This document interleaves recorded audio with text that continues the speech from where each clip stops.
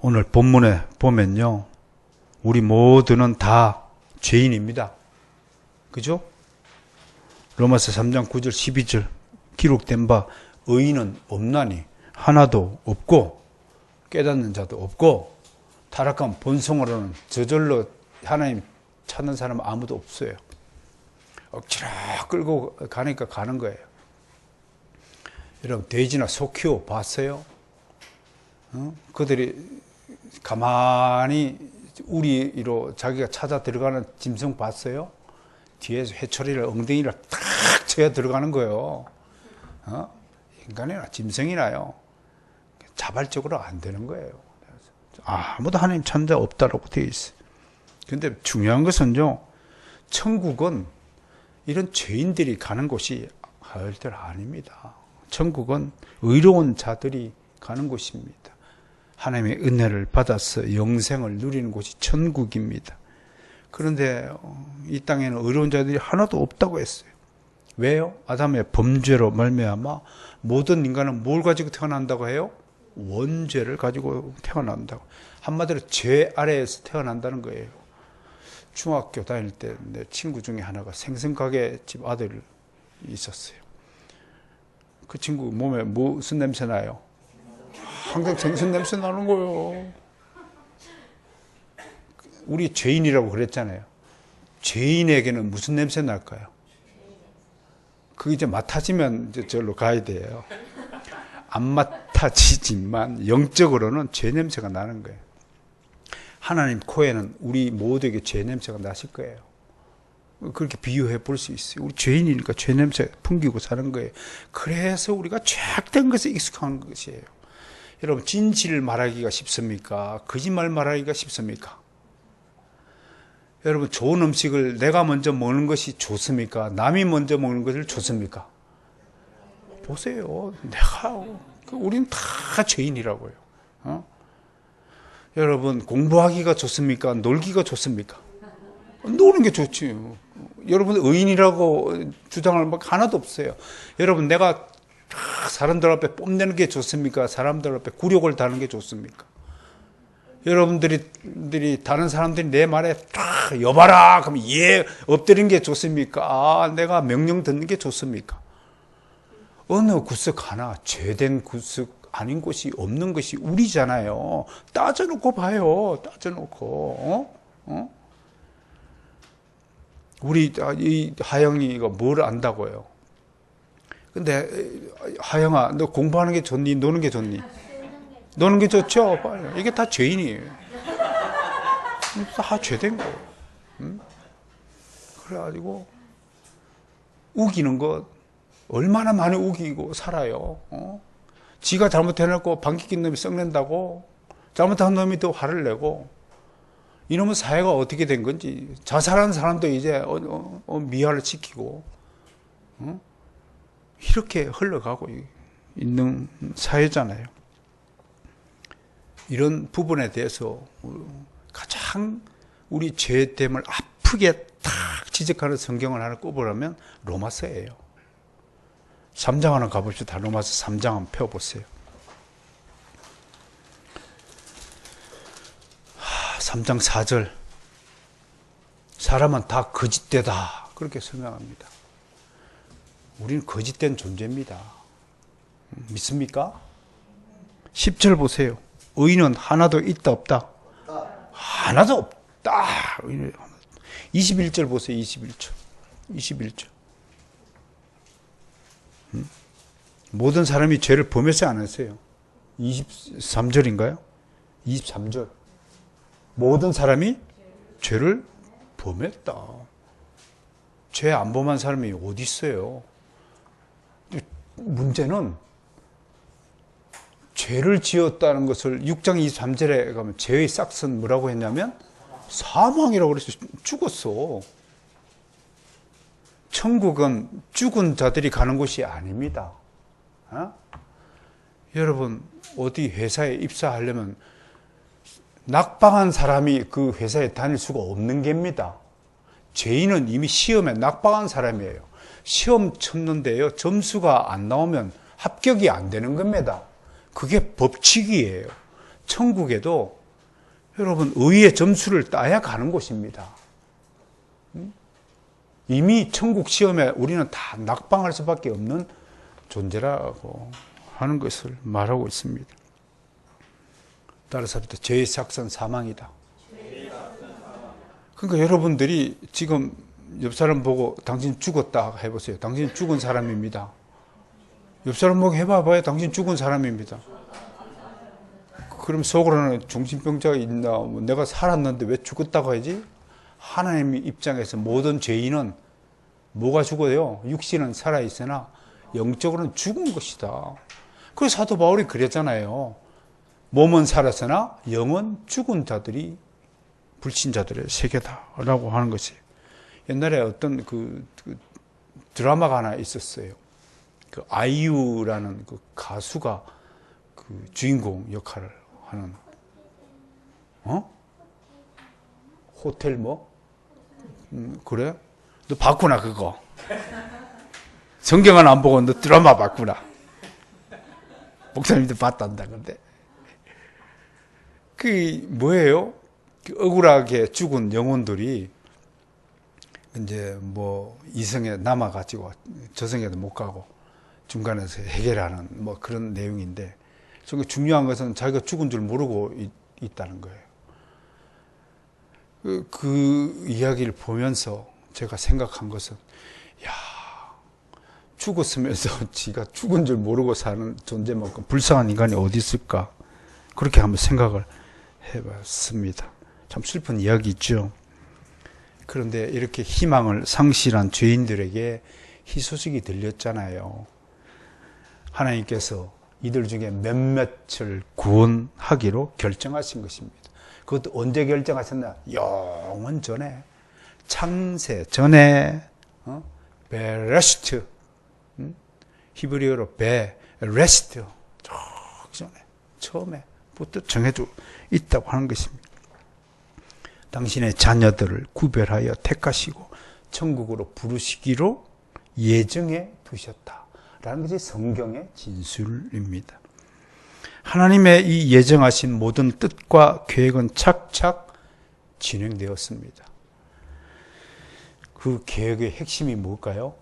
메시아, 우리 구원자 예수 그리스도를 우리에게 보내셔서 그를 믿고 영접하는 자를 구원하기로 하신 것입니다. 그게 하나님 구원 계획의 핵심이었습니다.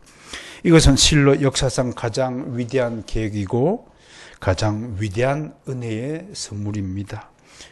이보다 더 기쁜 소식은 없다. 그래서 복음이라고 합니다. 영어로 good news. good 그러면 그냥 좋은 이런 뜻이지만 좀 더 적나라하게 속담표로 번역을 하면 가장 기똥찬 소식이라 이런 뜻입니다. 그게 복음입니다. 가스펠입니다. good news입니다. 이 소식이 우리에게 들린 겁니다.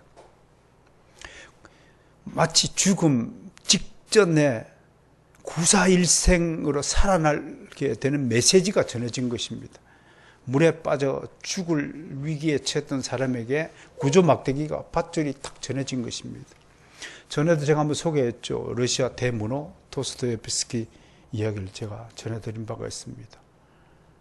그 반역죄 혐의로 체포돼서 사형장에 끌려가서 목에서 못줄 굴고 죽기 일보 직전이었습니다. 근데 5분 전에 좀 사형하기 전에 행사가 좀 많잖아요. 뭐 사형 언도문을 판결 읽고 막 그런 차에. 그런데 저기서 막 마른 땅에 그냥 먼지를 날리며 쫓아오는 한 사람이 있었습니다. 황제가 보낸 특사였습니다. 멈추시오! 황제의 명령이요! 그래서 살아났다고 합니다. 대신에 시베리아 감옥에 가가지고 4년 동안 감옥 생활을 하는 것으로 대신했는데, 정말 만약에 그때 이 황제의 특명이 없었다면 우리는 아마 죄와 벌이라는 위대한 작품을 읽지 못하게 되었을 것입니다. 아무튼 구사일생으로 살아난 것입니다. 여러분, 예수 그리스도가 이 땅에 오셨다는 것이 바로 이와 같이 아주 극적인 사건이라는 사실을 여러분께 강조하고자 하는 것입니다. 그러니까 예수 그리스도가 이 땅에 오셨다는 것은 뭐 아무것도 모르는 불신자들이 무슨 뭐 이스라엘 사람이고 그는 서양 사람이고 한국 사람이 아니라는 이런 정말 유치찬란한 그런 수준이 아니라 그렇게 진짜 생각하는 사람이 있더라고요. 그래서 참 속으로 인간의 머리통 속에 참 희한한 생각을 넣고 다니는 사람이 많구나라는 생각을 해봅니다만, 어떻든 이런 예수 그리스도가 우리에게 오셨다는 것은 황제의 특사가 도착해서 우리에게 살아날 길을 주신 거예요.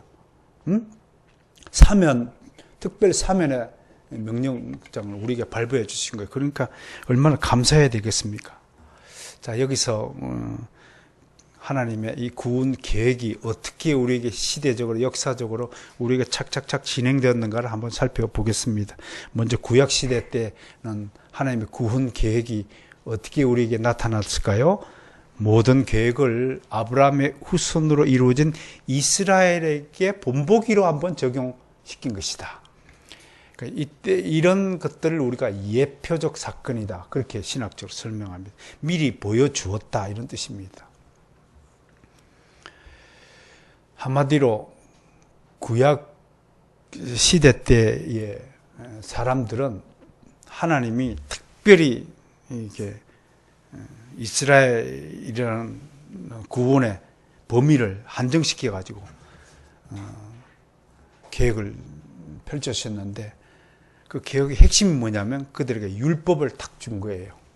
너희가 이 율법을 딱 지키면 구원을 받을 수 있다, 그렇게 하나님이 제시해 주신 거예요.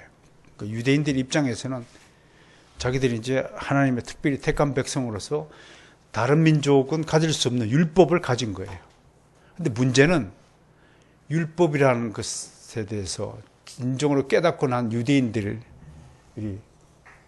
이 율법을 다 지킬 수 없다는 사실에 망연자실하게 된 거예요. 아무도 율법을 온전히 지킬 수가 없는 거예요. 율법대로 할 수 있는 사람이 없어요. 그러니까 유대인들 하나님께 항의하는 거예요. 아니, 지키지도 못할 율법을 왜 우리한테 줘가지고 이거 지키면 구원을 받는다 그러면 결국은 우리가 구원을 한 사람도 받지 못하는 거 아닙니까? 라는 질문이 가능하죠. 그때 하나님이 뭐라고 대답해요? 사도 바울의 입을 통해서 내가 너희들이 율법을 다 지킨다는 것은 내가 기대하지 않는다. 다만 내가 너희들에게 율법을 준 목적이 뭐냐? 한 사람도 율법으로는 구원을 받지 못한다는 사실을 깨닫게 하기 위함이다 라고 딱 정리해 주는 거예요. 이게 뭔 얘기예요? 너희들 인간적인 노력과 행위나 공로로는 절대로 누구도 구원을 못 받는다. 오직 내가 너희들에게 은혜를 베풀 때에만 구원이 가능하다는 것을 이스라엘 민족의 율법을 통하여 하나님이 깨닫도록 하신 것입니다. 그러니까 율법은 복음이 오기 전까지 하나님이 임시적으로 구원 계획을 테스트해 본 것이다. 요즘 말로 하면 그러면 율법과 복음의 관계는 뭔가요? 율법은 복음의 예표, 그림자, 아파트로 치면 모델하우스예요. 모델하우스를 보여줘가지고 모델하우스에 살 수 있어 없어요? 없어요. 모델하우스는 그렇게 눈으로 보여지는 거예요. 진짜 아파트가 지어져야 사는 거예요. 모델하우스에다가 등기를 할 수 있어 없어요? 없어. 그건 그림자니까요. 그냥 모델하우스니까. 그러니까 모델하우스를 주고 이스라엘에게 이게 너희가 앞으로 살아야 될 영원의 천국이다, 그렇게 하니까 이스라엘 사람들은 모델하우스에 어떻게 삽니까? 그러니까 복음이라는 은혜가 필요한 거예요, 이 사람들아, 라고 말씀을 한 것이라는 것입니다. 그게 구약과 신약의 성경의 관계다, 율법과 복음의 관계다 라고 하는 겁니다. 드디어 신약 시대에 접어들면서 율법에서 뭘 자꾸 예고했어요? 메시아가 오셔야만 너희가 구원받는다. 그 메시아가 바로 인간으로 오신 성자 하나님이시자 예수 그리스도이십니다. 이스라엘 사람, 서양 사람 그런 차원이 아니고요. 구약 성경에서 수없이 600회에 달하는 메시아 예고를 통하여서 앞으로 오실 이분의 믿음으로 너희가 구원이 완성될 것이다 라는 것을 약속하셨고, 그 약속대로 이 땅에 오신 하나님이 바로 예수 그리스도십니다. 예수 그리스도는 이 땅에 오시자마자 절대 불변의 구원의 법칙을 선포하셨습니다. 그건 예수 그리스도를 믿음으로 구원을 받는다라는 원칙이었습니다. 이것이 바로 복음의 핵심이자 그 자체인 것입니다. 그러므로 예수 그리스도 이외에 구원의 길은 있다 없다? 없다. 베드로 사도가 이렇게 외쳤어요. 사도행전 4장 12절에서 다른 이로는 구원을 받을 수 없나니 천하 사람 중에 구원을 받을 만한 다른 이름을 우리에게 주신 일이 없도다. 사도 바울은 또 빌립보 감옥 간수들을 향해서 주 예수 그리스도를 믿으라 그리하면 너와 내 집이 구원을 받으리라 라고 소리를 쳤습니다. 이름으로써 이제 새로운 구원의 시대가 열린 것입니다. 오늘 소개한 본문 3장 21절이 뭐라고 시작돼요? 이제는 한번 보세요. 3장 21절 뭘로 시작돼요? 이제는 라고 시작됩니다. 이 단어가 하나의 전환점을 상징하는 단어입니다. 헬라어로 니니 되라는 것인데요. 이게 이제 우리 한글 성경에는 건데 이제는 라고 되어 있지만 원어적으로는 니니는 이제 now라는 뜻이고요. 되는 but 그러나 라는 뜻입니다. 그러니까 그러나라는 것은 방향 전환이죠. 그러나 이제는 영어 성경이 헬라어 원문을 더 정확하게 번역하고 있는데 but now라고 번역하고 있습니다. 이 얘기는 뭐예요? 완전히 새로운 시대가 시작되었다. 그 새로운 시대가 뭐예요? 예수 그리스도와 함께 복음의 시대가 시작되었다는 것을 이 단어로 설명하고 있다고 하는 것입니다. 그러므로 우리 모두 지금 이 시대가 얼마나 은혜로운 시기인지 알고 믿고 감사해야 할 것입니다. 우리는 율법 아래 사는 구약 백성들이 아닙니다. 더욱이 우리는 율법을 직접 수여받은 유대인들도 아닙니다. 유대인을 기준으로 보면 우리는 이름도 없는 하나의 이방인들에 불과합니다. 그런데 여기까지 예수 그리스도께서 선포하신 구원의 복음이 들어와서 우리의 귀에 들리도록 하신 것입니다. 여러분, 저 이스라엘 땅에서 선포되어진 그 복음의 소리가 한국 땅 이곳에 여러분들의 귀에까지 들리도록 하신 것입니다. 여기서 이 복음이 내 귀에 들리기까지 수많은 복음 전도자들의 수고와 땀이 포함되었습니다. 얼마나 많은 사람들이 순교했겠습니까? 메이플라워를 타고 그 죽음의 대서양 바다를 건너서 매사추세츠에 도달할 때까지 그 복음을 손에 든 사람들의 그 순교자의 목소리가 여러분 귀에 들리지 않습니까? 산을 넘고 강을 헤치고 바다를 건너고 복음을 들고 또 이 조선 반도에 들어온 수많은 선교사들이 죽었습니다. 순교했습니다.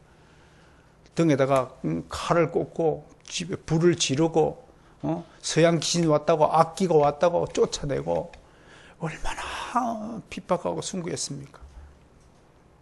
그 수많은 우여곡절을 겪은 뒤에 드디어 이 조선 반도 땅, 어둠의 땅, 영적으로 무지한 이 땅에 십자가의 불빛이 켜진 것입니다.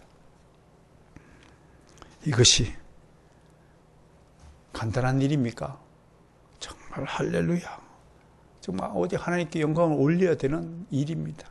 좀 기막힌 역사의 이야기입니다. 여러분, 기독교의 복음이 이 땅에 전해진 뒤로 이 땅에 깨어나게 된 것입니다. 특히 여성 여러분, 복음에 감사해야 됩니다. 조선시대 때 살았던 여자들이 사람입니까? 사람이 아니면 어서이다. 역사적으로 보면요, 사람 취급도 못 받았던 시절입니다. 얼마나 혹독한 세대로였습니까? 몸이 아프면 뭐 먹고 병이 나왔어요? 굿이나 하고 혹은 엉뚱한 짓이나 하고 병원 하나 없던 시절이었습니다.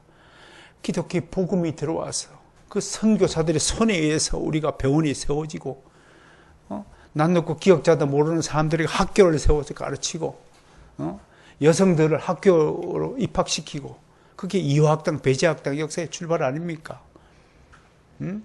그렇게 해서 교회를 세우고, 얼마나 게을렀던 사람들 몸에서 그냥 얼마나 냄새가 나면 씻지 않아가지고 목욕하는 것이 1년에 연례 행사처럼 되던 시절이었고,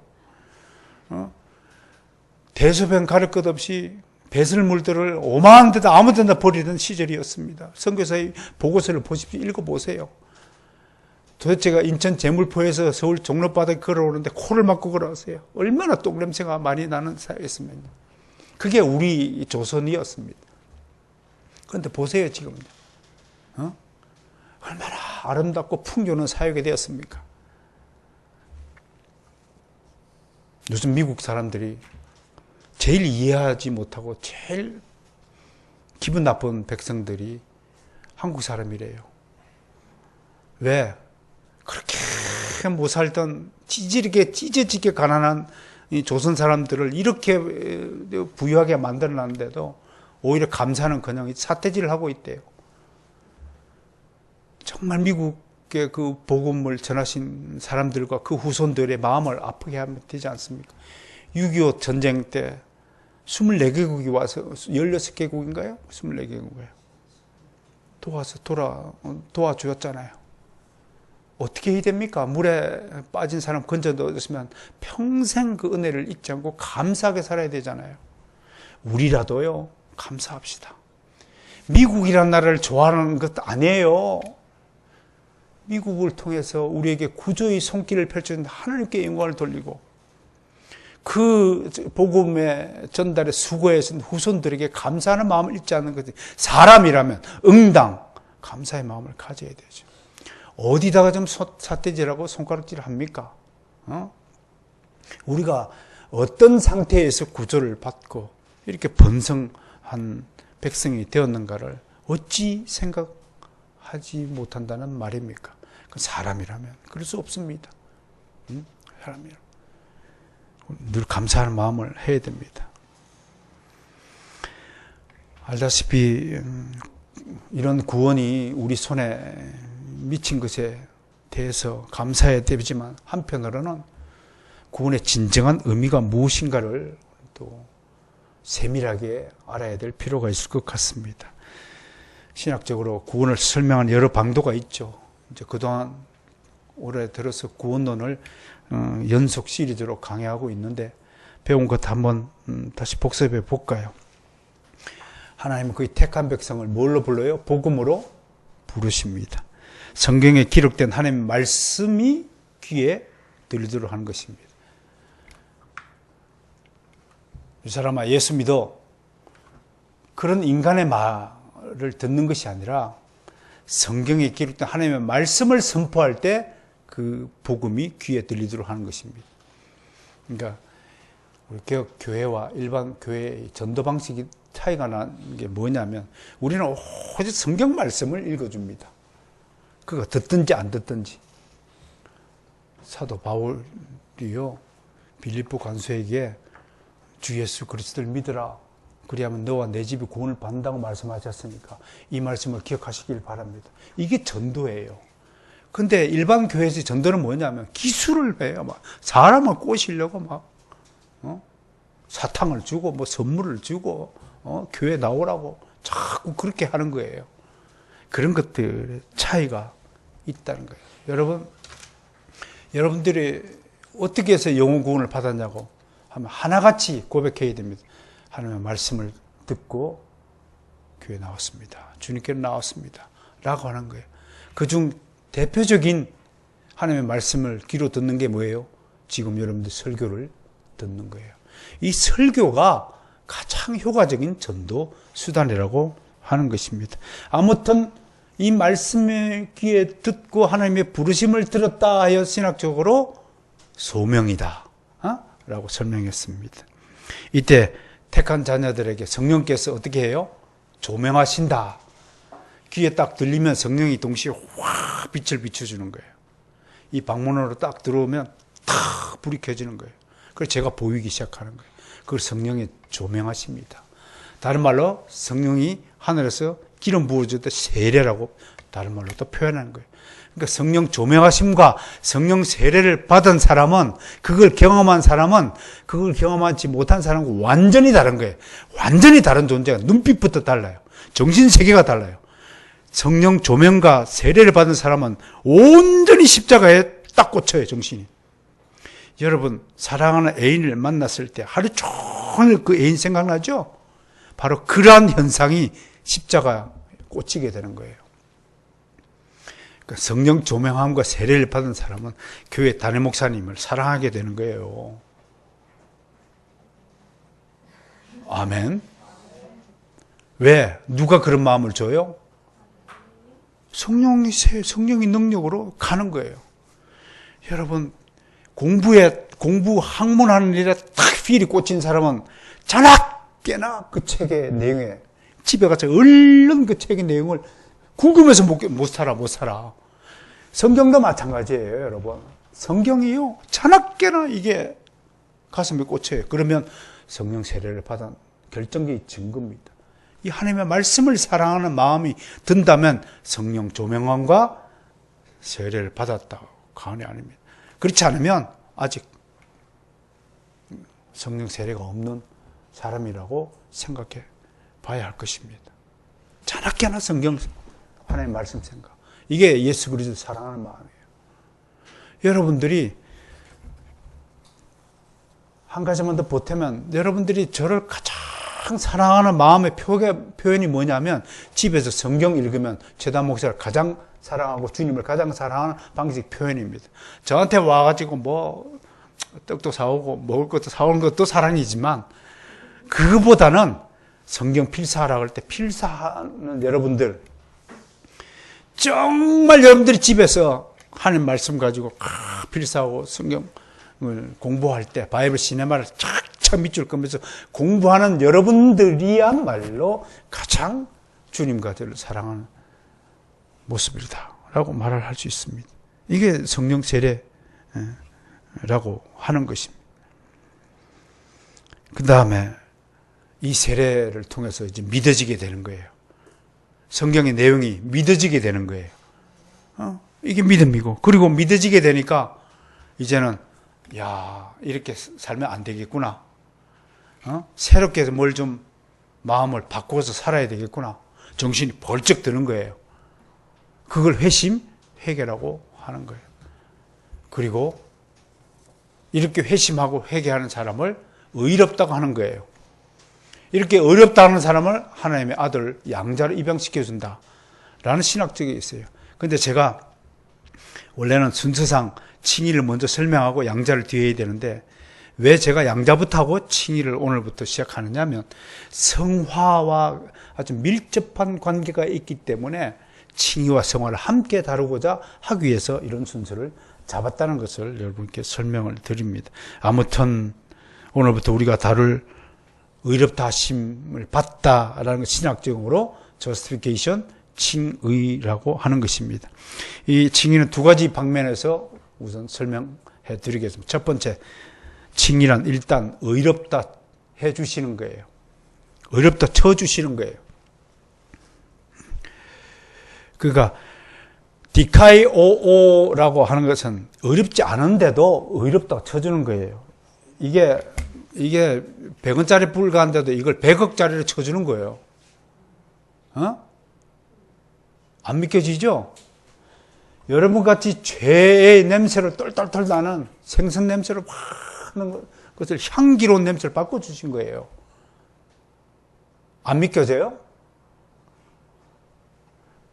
뭐라고 설명해야 돼, 그러면? 도무지 어려운 구석이 한 개도 없는 우리를 오로지 생각도 마음도 다 죄악된 그 뿌린 우리에게 의로운 향기를 집어넣으신 거예요. 그게 의롭다 함이에요. 그것도 무슨 뭐 시험을 쳐서 무슨 턱걸이를 한 10분 동안 매달려 있으면 내가 어렵다 해준 것이 아니라 어느 날 갑자기 마음의 은혜를 베풀어 주어서 무조건적이고 일방적으로 의롭다고 하는 것입니다. 이게 일종의 특별 사면이라고 하는 것입니다. 도스토옙스키가 특별 사면을 받았듯이 사면이 되면 무슨 일이 벌어지냐면 모든 전과 기록이 다 소멸되고 원상 회복됩니다. 기록이 없어요. 여러분, 예수 그리스도를 만나서 예수 그리스도를 믿으니까 이렇게 좋은 일이 우리에게 나타난 거예요.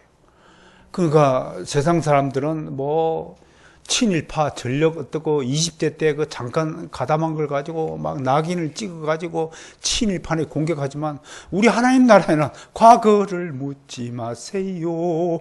여러분들에게 과거의 전력이 모두 다 소멸되었다는 것을 믿고 할렐루야 기뻐하시기를 바랍니다.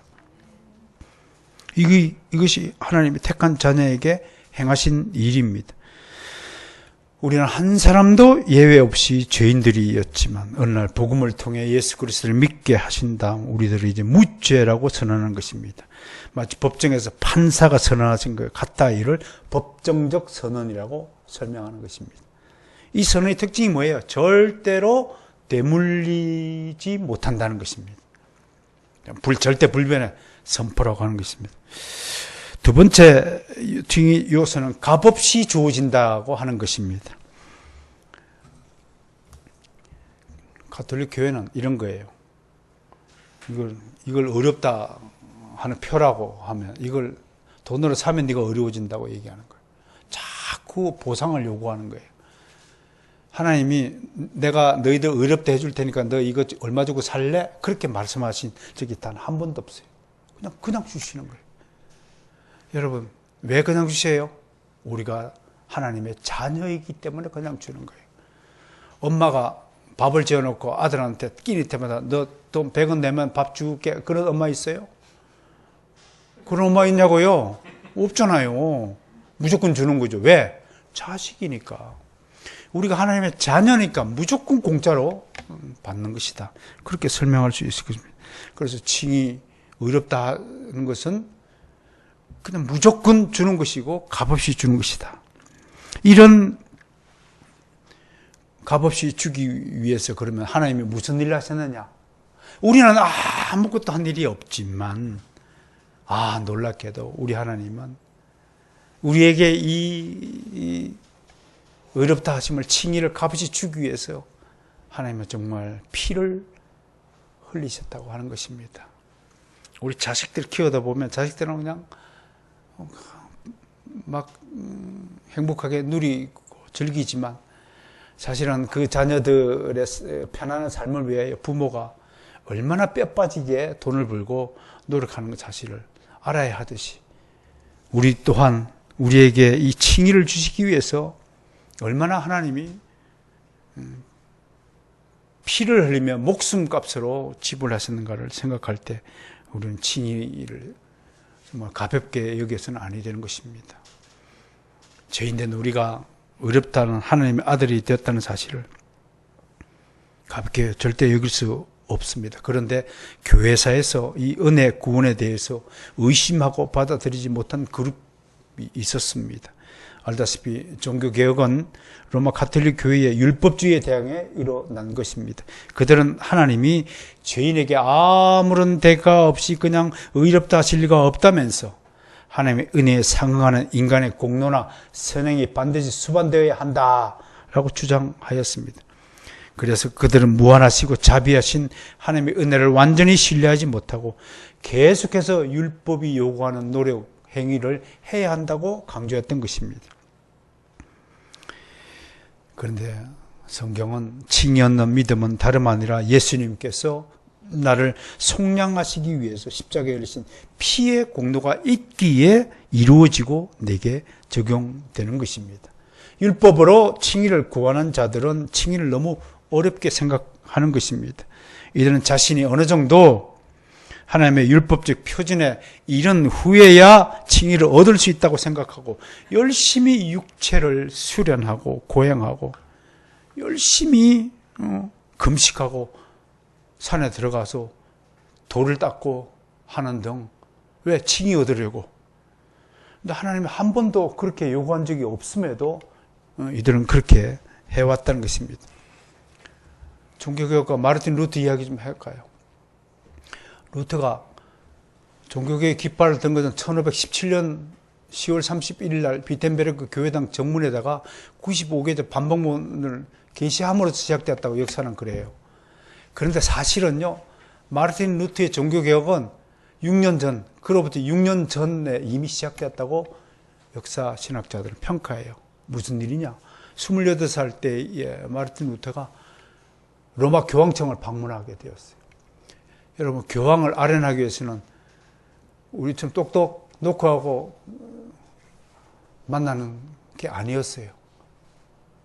교황 한번 만나려면 빌라도 계단이라고요. 계단을 무릎으로 기어 올라가야 교황을 아련하는 그런 시절이었습니다. 무릎으로 기어 올라가면, 계단으로 올라가면 지금부터는 매끈매끈한 계단도 아니고 투들투들한 돌멩이 대리석 그거 투박한 그거 올라가면 피가 나요, 안 나요? 피가 나요.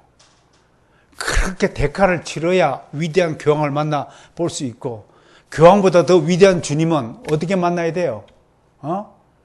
평생 뭐 돈을 갖다 바치든지 바쳐야 만날 수 있다고 하는 것이 가톨릭 교회였어요. 마르틴 루터도 교황을 만나기 위해서 무릎을 기어 올라갔어요. 근데 11번쯤 올라가니까 피가 나니까 아프잖아요. 속으로 무슨 생각이 들어요? 갑자기 로마서 1장 17절 말씀이 뜨는 거예요. 오직 의인은 믿음으로 살리라 함과 같아. 그 말씀을 딱 생각하니까 이런다고 구원받나? 이거 뭔가 잘못됐다 하고 일어서 버렸어요. 그러고 내려와 보고 홀라 다시 돌아와 버렸어요. 그때부터 로마서 막 집중적으로 연구하기 시작했어요. 그것이 종교개혁의 출발이었어요. 여러분, 마르틴 루터가 하나님의 은혜를 깨달았듯이 오늘 여러분들도요, 정말로 가슴에 손을 넣고 내게 임한 하나님의 은혜를 잠시도 소홀히 대해서는 아니 되는 것입니다.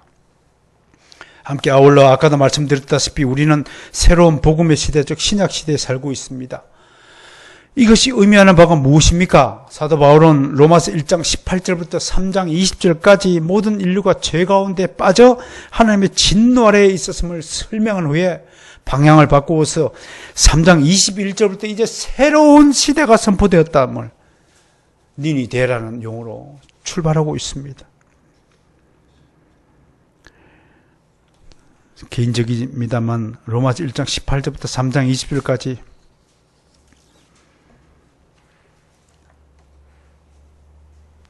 제가 읽으면서 저는 한때 그 자리에서 주저앉았던 기억이 납니다. 얼마나 제 자신이 부끄럽고 놀랐는지 정말 한참 동안 정신줄 놓았습니다. 로마서 3장 23절 보니까요. 한번 보세요. 저는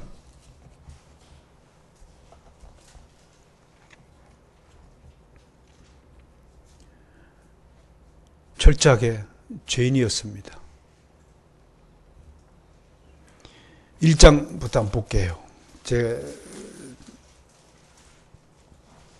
1장 옛날에 써놓은 기록을 여러분에게 소개할게요. 제 일기장에 있는 기록이에요. 그냥 들으세요. 저만 그런 거예요. 여러분들은 다 의인이니까 여기 해당 안 될 줄 몰라요. 저만 죄인이니까요. 1장 23절을 보니 저는 우상을 섬기는 자였습니다. 24절을 보니 저는 마음의 정욕에 사로잡힌 자입니다. 26절에 의하면 나는 부끄러운 욕심쟁이입니다. 28절에서 보니 저는 마음에 하나님 두기를 싫어하던 자이고 29절에서 31절까지를 비추어 보면 나의 모든 생각은 악한 자였고요. 저는 다른 사람을 험담하고 비방하고 깎아내리는 데 선수였다. 저는 하나님을 비방하는 자요, 예수쟁이들을 놀리는 자요, 교회가 사회의 독이라고 생각하던 자였습니다. 제가 진짜 그랬습니다. 특히 학생운동할 때요. 대모하면서 교회가 막 침묵하고 있는 모습이 보이니까 화가 나더라고요. 예수님은 돌들아 소리 지르라 라고 얘기했는데 왜 교회는 입을 닫고 침묵하고 있는지, 이 독재 정권을 왜 한가하지 않는가? 어리석은 생각이었지만 그런 생각에 사로잡혔던 때가 있었습니다. 2장 1절에 근거해 보니 저는 남을 판단하는 자였고요. 2장 5절을 보니 저는 고집스러운 자고 자기 잘못을 인정하기 싫어하는 자였고, 7절을 보니 저는 참고 선을 행하는 자가 아니었고요. 3장 9절에서 18절에 이르러서는 정말로 아무 말도 아무 생각도 들지 않으니 이렇게 썼습니다. 그저 하나님 앞에 엎드려 울 뿐입니다. 그게 제 1장 이야기입니다. 드디어 3장 20절 말씀 한번 같이 읽어봅니다. 3장 20절. 그러므로 율법의 행위로는 그 앞에 어렵다 하심을 얻을 육체가 없나니 율법으로는 죄를 깨달음이라. 그래서 그 순간에 저는 속으로 이렇게 결심했습니다. 이왕 이렇게 된 거 예수를 한번 믿어보자. 예수를 한번 믿어보자라는 그 고백 속에는요, 세상에 대한 미련들을 다 걷어치우겠다는 결심인가 동시에 얼마나 세상에 대한 애착을 끊어내는 것이 마음 아프고 가슴 아픈가를 절절히 경험하는 고백이었습니다. 난 여러분에게 묻습니다. 여러분들이 가장 사랑하고 애착하는 것을 끊어낼 수 있다면 여러분들은 정말 주님의 사람일 것입니다. 근데 그거 못 끊어내요. 그게 우리 한계입니다. 그것을 슬퍼해야 됩니다. 그것을 끊어내지 못하는 것들에 대해서 마음을 아파해야 하는 것이 진정한 신앙의 도리가 아닐까 싶습니다. 오늘 마지막으로 말씀을 마무리할까 합니다. 정교도 토마스 왓슨은 칭의를 무시하는 자는 얼빠진 사람이라고 하였습니다. 왜 여러분은 구원하는 치료제가 있음에도 그것을 바라지도 않으며 죽어가고 있느냐고 안타까워하였습니다. 저도 토마스 왓슨 목사님 덧붙여서 우리가 죄인이었음에도 불구하고 의인이 되었던 것이 아닙니다. 무슨 말이냐? 우리는 여전히 하나님이 우리를 의인이라고 부르고 있지만 우리는 여전히 죄인이라는 사실을 기억하셔야 됩니다. 하나님은 그렇게 생각하지 않아요. 너는 내가 의인으로 쳐줄게. 그러나 우리 죄가 사라진 건 아닙니다. 우리는 여전히 죄를 짓고 삽니다.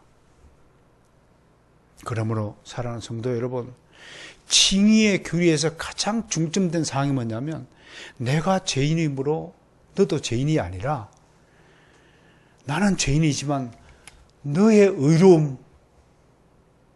어려움을 칭송해야 하는 의무가 우리에게 있다고 하는 것입니다. 그것이 사도 바울이 빌립보에서 전해준 나보다 남을 낮게 여기라는 교훈의 핵심이라고 저는 봅니다. 여러분, 칭의를 얻었다는 그것을 나에게 적용하면 나는 교만한 자가 될 것입니다. 나는 여전히 영원토록 칭의를 얻을 자격이 없는 사람입니다. 그러나 너는 충분히 칭의를 얻을 자격이 있다라고 말해야 하는 것이 칭의 교리가 주는 교훈이라고 하는 것입니다. 옆 사람에게 한번 고백해 봅시다. 옆 사람에게. 어렵다함을 받은 당신을 축하합니다. 그러면 가슴에 손을 씁니다. 여전히 나는 어렵다함을 받을 자격이 없는 사람입니다.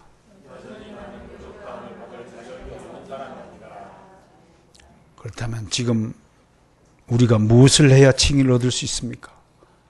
그것은 오직 예수 그리스도를 우리의 구원주로 믿고 영접하는 것입니다. 칭의 얻는 유일한 조건은 오직 믿음입니다. 오늘 본문 로마서 3장 22절을 보세요. 사도 바울은 예수 그리스도를 믿음으로 말미암아 디아 피스테오스 모든 믿는 자에게 하나님의 의가 차별 없이 주어진다고 하는 것입니다. 이것을 명확하게 선언하고 있습니다. 그리고 마지막으로 3장 20절에서 아까 읽은 것처럼 할례자도 믿음으로 말미암아 또한 무할례자도 믿음으로 말미암아 의롭다 하실 하나님은 한 분이시니라 라고 선포하고 있습니다. 이 믿음의 선물이 여러분에게 다 주어졌음을 선포합니다.